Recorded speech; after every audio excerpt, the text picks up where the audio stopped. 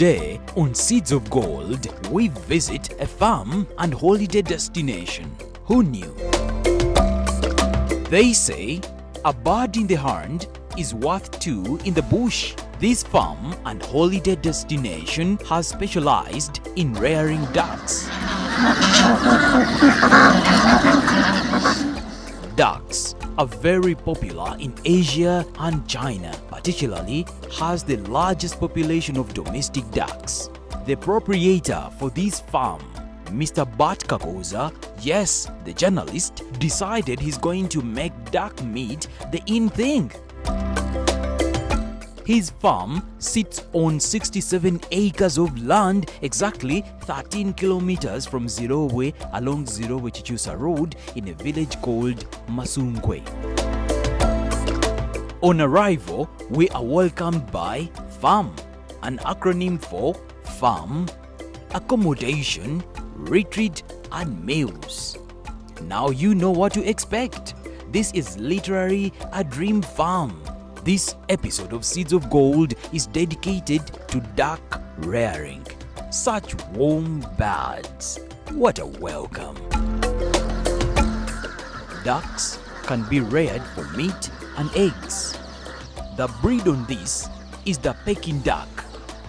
The body shape of a Peking duck is long, fairly wide and fully breasted. The primary reason this breed is favored for meat production. The Peking ducks also lay large delicious eggs. The more reason farmers are encouraged to venture into duck rearing. They are good birds, easy to take care of, with healthy white meat. Ask the Chinese, they know. Peking ducks are a delicacy in China. And they are foreign here. They are not the traditional ducks that you have in your homes. These are a delicacy in all of the Far East Asia. And of course the people here take interest in eating them. But also in the West, in Europe and America, they are quite a big delicacy. That's why you see when you visit the village, I saw a friend, she slaughters a duck for you, and duck meat is very tender, very delicious, doesn't have a lot of fat. It's relatively something very pleasant. It's white meat. Now in the background you can see a lot of these birds, but they are different. We've got geese and ducks.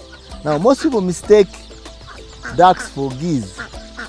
And I've heard people say, oh, wali kabata kabuzi. The Uganda call it kabata kabuzi. These are so because for them they know such ducks which are white are supposed to be geese, but they are not. We have geese and ducks, and we have 1,300 ducks, Peking ducks. Now we were introduced to Peking duck rearing about 3 years ago. Actually, I was introduced to. And because I'd already been doing chicken, kokonganda, for the past 18 years, I thought it would be good to also add ducks to the flock. Now, in China, the Peking ducks are actually released into paddy fields where they eat the snails that would cause the rice crop to fail. So when we started doing Peking ducks over here, we had already dug our fish pond, and then we thought we would bring some because we already had some already where we live. So we thought we'd bring a few. We brought about 20, and we thought they, really added some color to the environment. And from 20, they have since grown to 840 ducks that we have over here. So now Peking ducks are very good and unique. You can hear the way they cry. Now that noise drives away the what we call the black kites or the karoli who come to steal your chicken, the young chicken, right? So they themselves, they know they never come and perch or have a place on this farm. Also, about 3 years ago, do you remember there was a time when there was the fall armyworm, especially in Luero? The caterpillars came and devastated people's gardens overnight. These pecking ducks are unique. Like I said, they sound and there's something in the atmosphere. It just chases away. We never saw any caterpillar or locusts coming to land over here. Zero. So I would encourage farmers, if you have a water source, because the ducks do need water. The water, when you see them dipping and diving, they're actually washing their faces. You need to clean their eyes. It's very, very important, and also to wash themselves. You will find that it has what you call a symbiotic relationship. They will help with keeping away general pests which would come and devastate your crop. Taking care of pecking ducks is very easy. They can be conditioned to a certain behavior and they follow instruction, so a farmer can train them however he deems fit. Pecking ducks are quite very easy to rear because they eat maize bran, and if they eat maize bran, it's available. You can feed them like you feed chickens. They are not. They don't really suffer so much from disease, but when they become many, they can certainly get sick with some illnesses, especially to do with the limbs. When they lack calcium, they fail to stand and they start walking wobbly and they eventually die. But they are not really, and we take care of them because we have a vet who comes in and looks after them almost maybe a monthly, and that's all. But they are not difficult to rear. The most important thing that they need water, and if you have water around, then they have fun, and then of course ours are conditioned in such a way that they have their houses to retreat to in the evening when they have finished swimming and having fun outside. They stay in those houses, and in the houses they are conditioned that at exactly 6 o'clock in the evening the caretaker whistles, and when he whistles, each duck finds its way. They know each duck knows where it sleeps, so they all head for their house and they stay there. In the morning at 10 o'clock, we open for them. The farm has a man-made pond which houses both fish and birds coexisting symbiotically. Water is their source of life as they all love it. Do you see this pond here? The pond is stocked with a lot of catfish. And then we've got also lungfish. A lungfish is a cannibal. It eats other fish, it eats other things, it can eat anything. And you know, one frustrating thing is that ducks mate on water. And when they mate on water, their reproductive organ for the male after mating keeps dangling. So while it is dangling, the lungfish thinks it is a worm. So it cuts the reproductive organ, and then the duck dies. We have lost several of them. So, but then I have medicine for that. I always wake up one day, I say, today is going to be Operation Lungfish. So we put a very big net and we drag and get out those big lungfish and we eat them. But one interesting thing about maybe you need to know, is that the ducks feed our fish which in the lake as well, because when you notice that the ducks feed from the shores of the pond, and when they feed, when they peck the food from the feed trough, they go and pick some water from the pond so that they can help it go down it very easily. But in the process, the leftovers from the mouse stay in the water, and the catfish feeds on that. So it is a kind of a system that is complementary here. And like I said, we have a fantastic ecosystem going on over here.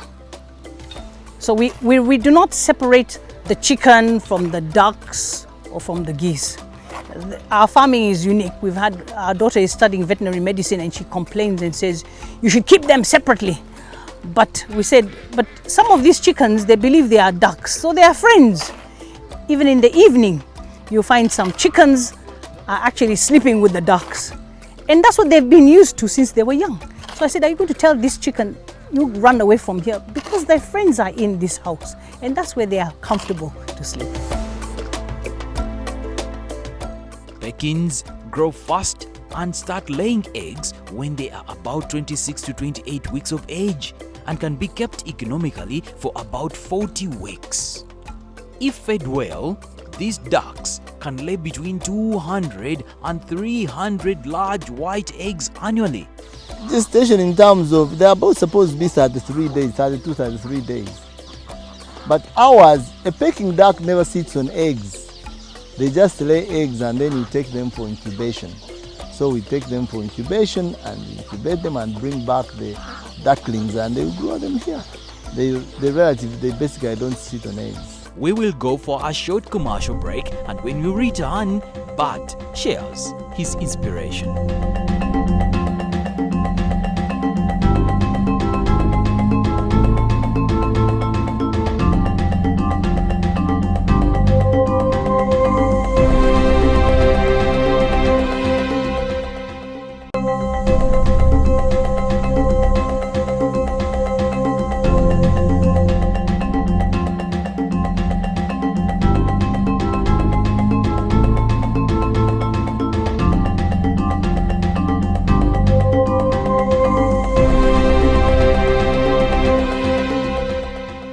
It's important to note that Peking ducks do not need harsh sunshine. You only have to keep them under the shade. You know they don't like the sun so much. As you can see, they always tend to follow them. But when they are on the water, it's okay. But they don't like the sun because I think the sun, a lot of heat causes them trouble. That's why you see even their houses, they are properly rated. That's it. But basically I look after them like that and they are very good. People, we sell them, people come to buy them for meat. Others just for prosthetic purposes, they want to look at them because most people like looking at them and they are such relaxing sight that when you are here, you can actually get rid of your stress by sitting and look at them swimming. These ducks do well in a home for beauty, and this was initially the idea on this farm. However, as time went by, the market paved way for itself and thus the increase in numbers. As we speak, it has proved to be one of the lucrative money-making ventures. Our farm is by the roadside, and when we established this farm, we wanted to have Peking ducks because I've traveled in the Far East and America and I've seen people keep them for just prosthetic purposes. Look at them. When we established them, we just wanted to have our ducks. Started with a few of them, like was about 20, and looked at them and they're relaxing. We didn't have this idea of say, let's start for purposes of selling and making money from them. But then with time, people started saying, oh, the Chinese like ducks. But it's not only Chinese, people like ducks if you can. So they started coming to buy. The local people come to buy, our Ugandans and the local people come to buy ducks, to start up their own farms to also to have them. But there are also those who come to buy for meat. We sell our duck 100,000 shillings each. Yeah. So you can come, if you have 100,000, you take it. If you want to eat a goose is slightly expensive, but you'd wonder why would you want to eat a goose? Because it's very expensive. And the goose is 250,000 shillings. But if you are buying them to keep them at home for purposes of security, for keeping your farm secure, because for us we use them as carries here, then you need to start with a pair, because you don't buy one, they're always sold in pairs. So a pair is 500,000, and then you can go and start. If we had many people who are keeping these ducks, we would actually develop a market, and that market would be exploited, which is not there. So we are asking people, please, let's get into taking ducks and develop the market, so that if the Chinese cow came today and said he wants 1,000 ducks, you'd be able to go to Bart's farm, go to Rosemary's farm and pick 500, and then we are able to supply at least every week, supply about 500 ducks, and that's a lot of money as opposed to the chickens, which may not even fetch you much more money than this.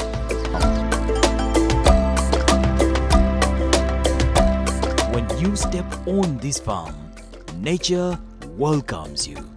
It is a very good reminder of our African home setting. What inspires Bart to keep the environment as is, yet set up such beauty? I grew up in the village. I didn't grow up in the town. I grew up in the village deep there. And I saw my mother keep 5 chickens, and I grew up looking after 5 chickens. Then we had our cows, we had our goats, and I saw the goats grow up. So I kind of developed some kind of affinity to the animals. And then I love animals, especially these domestic animals, especially goats and cows and all these. I think in life, these are part of life, so I want to associate myself with them. And that's why I don't eat meat. That's why I don't eat the chicken, I don't eat these birds. Because at the age of 13, I was a young boy. I had a goat, and my goat was slaughtered. And when it was slaughtered, they had it for lunch. And when they brought it on the plate, I could see my goat. I was so horrified. Then I saw the head which had been put behind the cooking stove, and kept staring at me and saying, "You betrayed me, they have killed me." So I said, okay, I'm not going to eat meat. So from the age of 13, I said, I will not, and I've lived without eating meat, and I'm here. We have avoided keeping animals in captivity because we think it's cruel. That's why you see we have birds that are free range, because we wake up in the morning and we open for the birds, and they go looking for worms, they go looking for grasshoppers, and they feed and they come back. Some of them even lay eggs in the bush, and they sit on their eggs and hatch their chicks, and that's how they are. So we are trying to create a kind of a traditional animal welfare keeping system that you find animals are supposed to be free, and they are free here. Challenges are part of life and always come in to push us beyond our limits. This farm too has its unique challenges. Power is one of them. No, we don't have an incubator here. We have an incubator in Kampala, so we always carry the eggs back in Kampala. Because we don't have state electricity here, and we would rather use umeme. Here we've cried for electricity, but nobody has ever come to our rescue. Electricity was past here, but we've gone to Meme, we've gone to Rhea, we've gone all over the world looking for power, and they have failed to give us power. So we said, okay. Then at one time they said, oh, bring 15 million shillings, we give you a transformer. I said, no, I'm not into the habit of bribing. I'm not going to bribe. If someone gets some sense in his or her head that these guys must be providing employment for the villagers, yeah, they are doing something, let's come and give them electricity. If they don't, I'll still use my solar and I'll do my things. But it's so frustrating that we have people in the Ministry of Energy, someone starts a project like this and you don't give him electricity. That's very sad and frustrating. This farm is located in a low-lying area, and there has been a lot of work done to turn it into this admirable retreat. Water is what can never miss on any farm. But has devised means of smartly diverting the water into the respectable plant areas like the pond, the tanks, the drainages, all while keeping nature intact. In addition, he has put a borehole on the farm to supplement the already existing water sources. It takes good planning to achieve all this. And there is the arm of River Mayanja, which used to pass here and go along. It circumvents this part of land. So what we did, we tapped into that river and created a pond. We used a system whereby the water would fill the pond and go back, and then goes back into its way and then continues along the way. So that's what we did. And then of course this water is strictly for the birds. It's not for irrigation. But for irrigation we have a borehole which pumps water from about 75 meters deep underground, and it is done by solar. So it is automatic. As long as the sun is there, it can pump and flood the whole of this area. But essentially, it pumps water from underground, brings it into those tanks you see there, the 20,000 liter tanks, and then they supply the rest of the houses here, and also irrigates our coffee, because we take it by gravity down to coffee. And that's how we manage with the water. Even during the dry spell, we would still have our water being pumped from underground. Interacting with his family is very fulfilling, and there is much to learn. But shares his advice to fellow Ugandans. Also, he encourages people to get into duck keeping. If somebody was hungry, you would go and climb the mango tree and eat, because you're on the way and nobody's going to stop you. And you can survive. And there is everything. The soils are good. The climate is excellent. We are on the equator, so you can get anything. So as a result, most of us don't think beyond what we think. We always take everything for granted. And so as a result, we don't labor to think so much as what to do. When we bought this land, somebody who sold it to us said, oh, this place floods, so we cannot have it. So we just said, okay, why wouldn't we create channels for the water so that we give it space and it continues along the stream without disturbing the ecosystem around? And we did that, and then we are able to grow to develop. So you have, and then of course, most of the flooded area is usually has a lot of good soil, so you can take care of your soil and grow whatever you want without disturbing the ecosystem that is around. Most Ugandans look at farming as, oh, when you are in Kampala, your friends will tell you, have you started putting all the money? Have you started making money? But I am farming for posterity, for my retirement. Because if you make money and you say some money, you need to put it somewhere, because you are going to reach a time when you won't be able to walk. You get a time when you won't be able. So where are you going to be? You want to stay in Kampala and look at the building? Yes, it's true that when you put money in farming, it's not going to come tomorrow. You're not going to have it quickly. But if you are foresighted, you say, okay, this will help me in my future time when I'm not able to make money. But also, the other thing that I've seen with us Ugandans is that every time they see something, they are used to growing matoke. Grow matoke. But why? Like someone comes and grows matoke in Kampala, around in Wakiso area here. But the man in Bunyaruguru, Shema and Igara has matoke, they grow without labor there. You cannot compete with him. So you are just going, and you go in the market, this person comes and floods the market, and you just say, but everyone will tell you I'm growing matoke. It's useless. There are other things you can grow, like you say, let me grow gonja. If gonja is gold. If you say I'm going to grow sky in this, they are looking for this to export.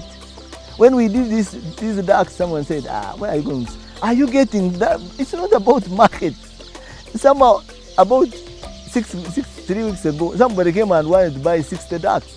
And that was 6 million shillings. But it is something that you buy, you get into and say, okay, me, I know one time I'm going to make money. Let me give you a classic example. If I had my 5 acres of land, and I don't have the so-called capital, but I'm able to raise about 200,000 shillings. With 200,000 shillings, I should be able to buy eucalyptus seedlings, and plant eucalyptus. Eucalyptus only needs to maintain it for the first 6 months, and that's after it will look after itself. Now, one eucalyptus tree, after 2 years, you'll be able to sell 20,000 shillings. So if you have 1,000 eucalyptus, you're actually 20 million. The African brains, we use almost a quarter of what our brains are able to do by the time we die. It's because everything is in our head and we can't. Yeah.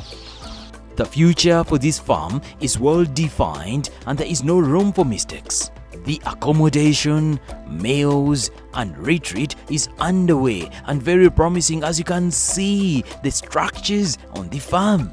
Indeed, this promises to be one-stop center for agri-tourism in the near future. We will continue to bring you details of what this farm has to offer in our subsequent episodes. We are actually planning to have, if we get many more, we want to have an abattoir where we want be dressing our birds. Then we have a refrigerated truck and we can deliver to your home if you want. We're also putting up a small food to go by the roadside, so that when you want a duck, you give us a call and say, I'm going to be passing along Chusa Road in 10 minutes. Can you prepare for me a duck? You just do that and you find it's ready. It's all interesting that we need to exploit our capacity to do things properly.